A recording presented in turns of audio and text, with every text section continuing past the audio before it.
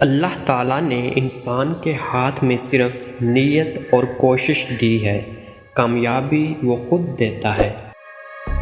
رہنما لوگوں کی رہنمائی کرتا ہے، رہنما لوگوں کی رائے کی پیروی نہیں کرتا۔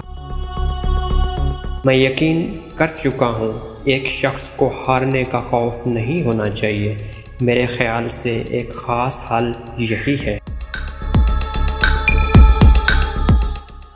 اصل کامیابی تو یہ ہے کہ آپ کیسے دوبارہ کھڑے ہوتے ہیں۔ شکست کے بعد آپ اپنی شکست کا خود مطالعہ کرتے ہیں اور پھر کامیابی حاصل کرتے ہیں۔ آپ اپنے کردار کے ذریعے لوگوں کو مسلمان کریں۔ بندوق کے زور پر کبھی اسلام نہیں پھیلتا، بلکہ آپ کے کردار سے پھیلتا ہے۔ بہادری سچ اور صحیح کے ساتھ کھڑی ہوتی ہے۔ سچائی وہ طاقت ہے جو ہمارے مسائل حل کر سکتی ہے۔